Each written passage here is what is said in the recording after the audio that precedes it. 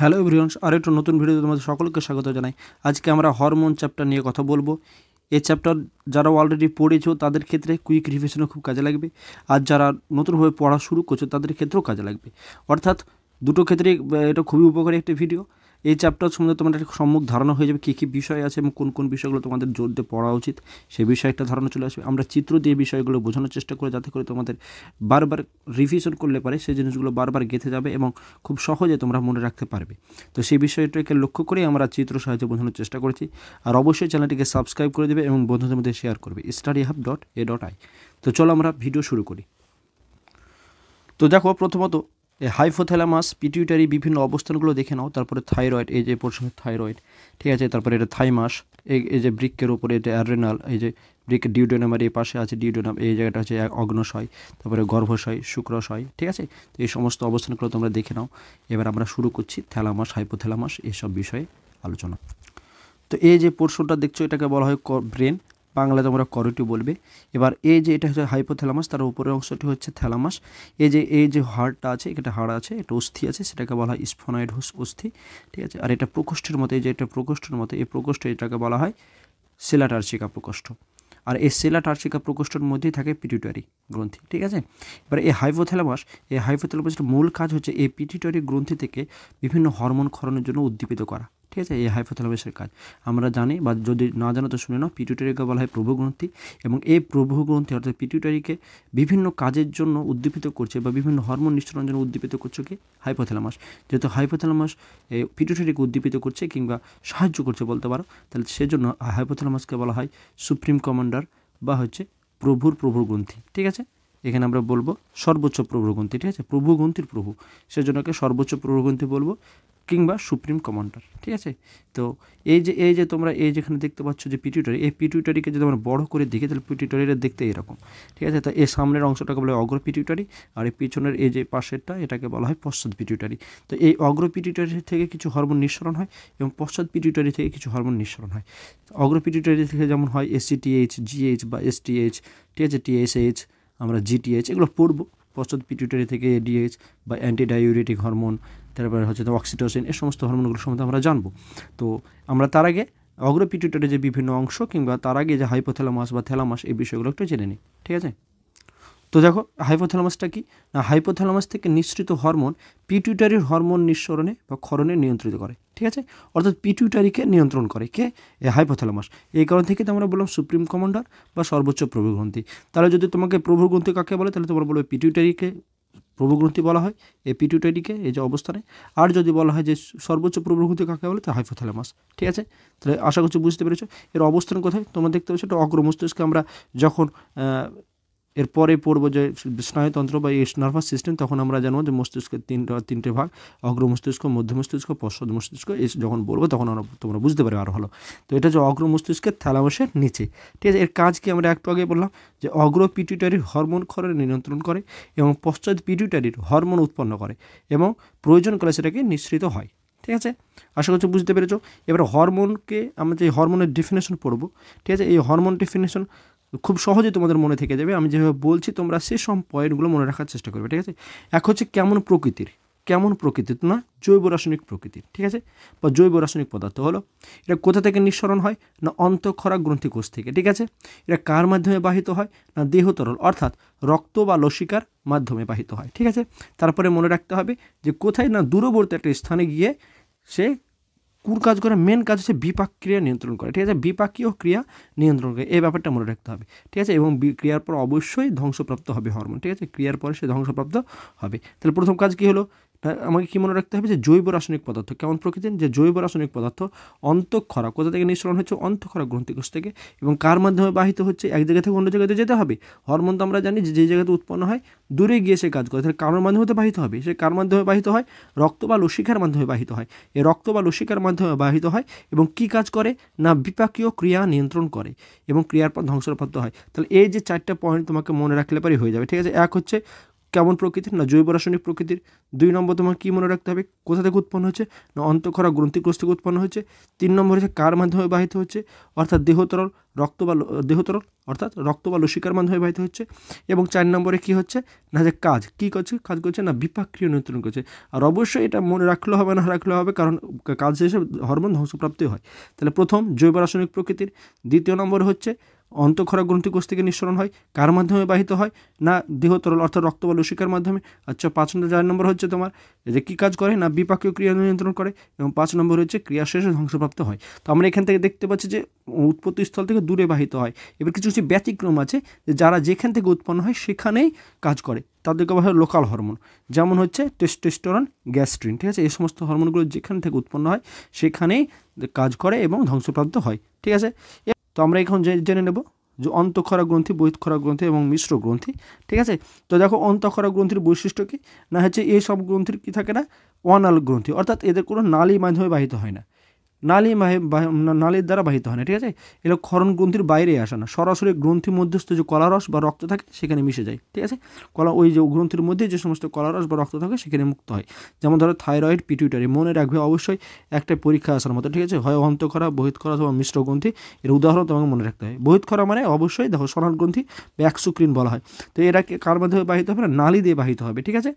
যেমন যকৃৎ, লালা গ্রন্থি। মনে রাখবে মিশ্র গ্রন্থি, তার মানে বুঝতে পারছো অন্তঃক্ষরা আর বহিঃক্ষরা দুটোই থাকবে, সেটাকে মিশ্র গ্রন্থি। অবশ্যই এটা মনে রাখবে, ঠিক আছে? এটা হচ্ছে অগ্নশয়, শুক্রশয়, ঠিক আছে? এটা অবশ্যই মনে রাখবে। এবার চলো আমাদের পিটুইটারি, খুবই গুরুত্বপূর্ণ, এখান থেকে প্রশ্ন আসবে। পিটুইটারি কি? তোমাদের একটু আগে বললাম এই যে পিটুইটারি।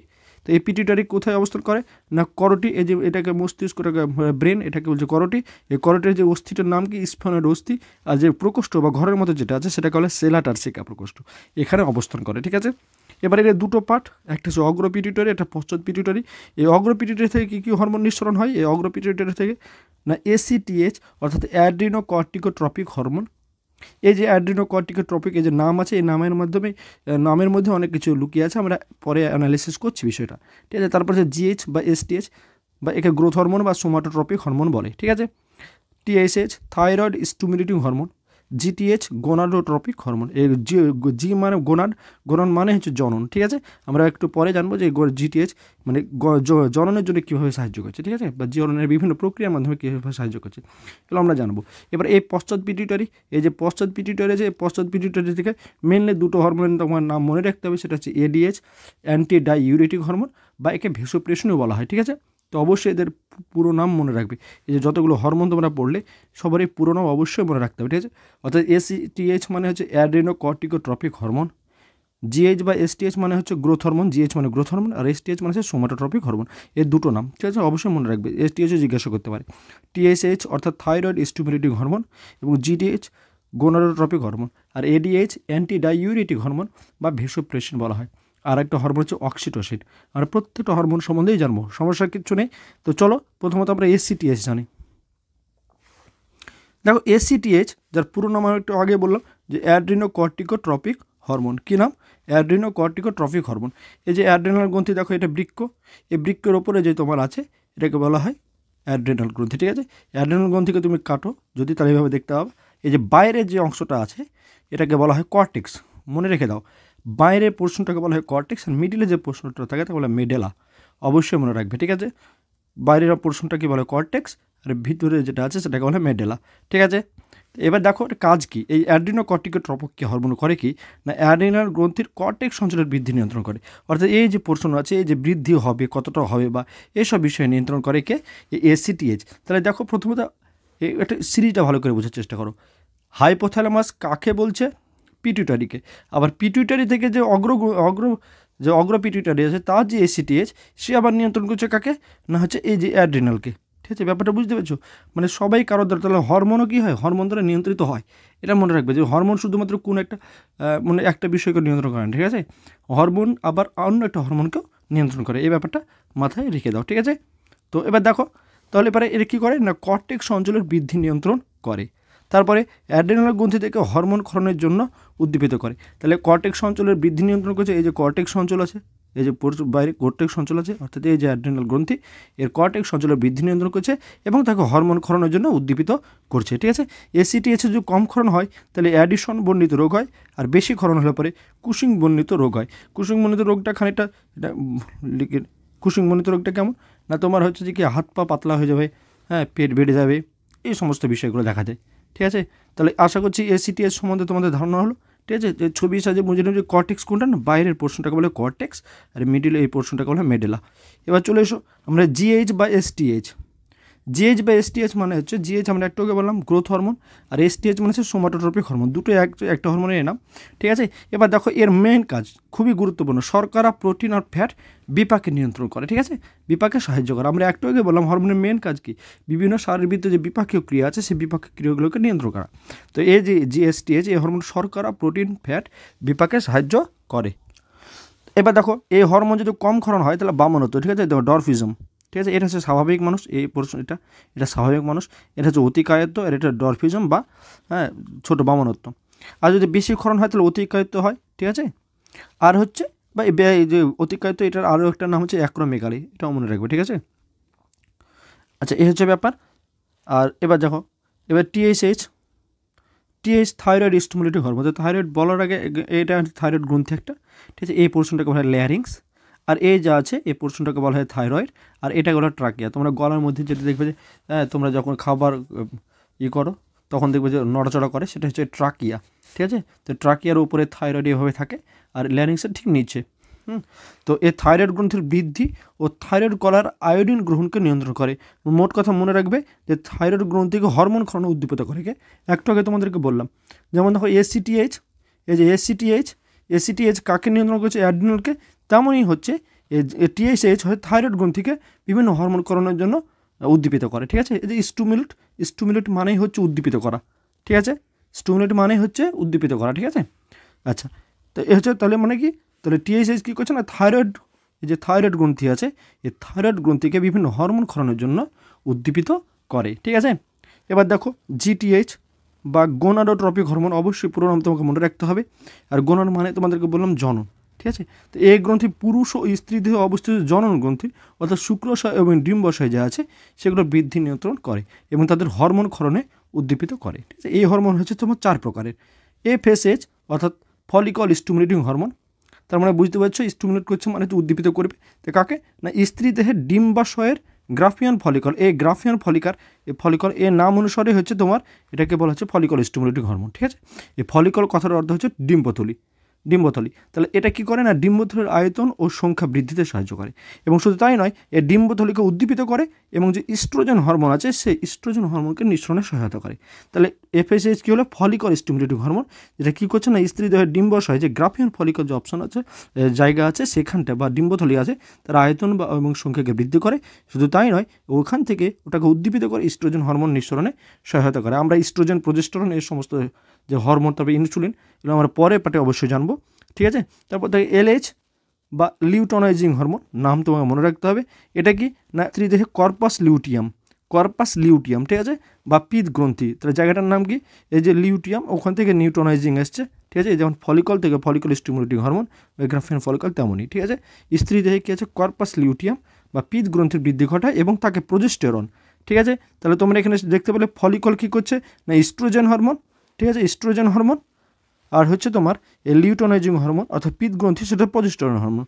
ঠিক আছে, নিঃসরণে সহায়তা করছে। এবার চলে এসো আইসিএসএইচ, এর পুরো নামটাই মনে রাখবে তোমার যথেষ্ট, interstitial cell stimulating hormone. Interstitial cell, তাহলে এটা একটা সেলের নাম, কোষের নাম। তার মানে বুঝতে পারছো পুরুষ দেহে যে শুক্রাশয় স্থিত ইন্টারস্টেশিয়াল কোষ, সেটাকে উদ্দীপিত করে এবং টেস্টোস্টেরন হরমোন নিঃসরণ করে। তাহলে আগে যে দুটোই হরমোন পড়লে তোমরা, ঠিক আছে, দুটোই হচ্ছে স্ত্রী দেহের ক্ষেত্রে। ঠিক আছে, এফএসএইচ এবং এলএইচ, লিউটোনাইজিং এবং ফলিকল স্টিমুলেটিং হরমোন, যেমন এই দুটোই হচ্ছে স্ত্রী দেহের জন্য। আর ICSH, interstitial cell stimulating hormone, সেটা হচ্ছে পুরুষদের জন্য, পুরুষদের টেস্টোস্টেরন হরমোনের নিঃসরণের জন্য সাহায্য করে। ঠিক আছে, তো এটা হচ্ছে কোষটার নাম মনে রাখবে, ইন্টারস্টেশিয়াল কোষ। ঠিক আছে, তার মানে তোমার পুরো নাম মনে থেকে যাবে, ইন্টারস্টেশিয়াল সেল স্টিমুলেটিং হরমোন, মানে বুঝতে পারছি স্টিমুলেট মানেই হচ্ছে উদ্দীপিত করা, স্টিমুলেট কথার অর্থই তোমরা বুঝে নেবে। ঠিক আছে, তারপরে দেখো এলটিএইচ বা লিউটোট্রপিক হরমোন, বা প্রোল্যাকটিন। এই প্রোল্যাকটিন নামটা মনে রাখবে অবশ্যই। তো এরা কী করে না, মাতৃদেহে স্তনদুগ্ধ ক্ষরণে সহায়তা করে এবং প্রোল্যাকটিনকে ল্যাক্টোজেনিক হরমোন বা মাতৃকালীন হরমোনও বলা হয়। এই প্রোল্যাকটিনকে কী বলা হয় বা LATHকে কী বলা হয়, ল্যাক্টোজেনিক হরমোন বা মাতৃকালীন হরমোন বলে। ঠিক আছে, তাহলে এই যে আমরা চারটা খুবই গুরুত্বপূর্ণ, এটা এই টোটাল চারটাই হচ্ছে কী বলো, এই চারটাই হচ্ছে তোমার GTH বা গোনাডোট্রপিক হরমোন। ঠিক আছে, তো এই চারটে মনে রাখবে, FSH, LH, ICSH এবং হচ্ছে সর্বশেষে LTH। তো এটাই ছিল ফার্স্ট পার্টে তোমাদের ভিডিও। আশা করছি তোমাদের হেল্প হবে। পরের পার্টের জন্য অবশ্যই তোমরা চ্যানেলটি সাবস্ক্রাইব করে দাও এবং বন্ধুদের মধ্যে শেয়ার করে দাও। তোমাদের কুইক রিভিশন হয়ে যাবে এই ভিডিওর মাধ্যমে। তো চলো দেখা হচ্ছে পরবর্তী ভিডিওতে। সকলকে ভালো থাকো, সুস্থ থাকো, সকলকে ধন্যবাদ।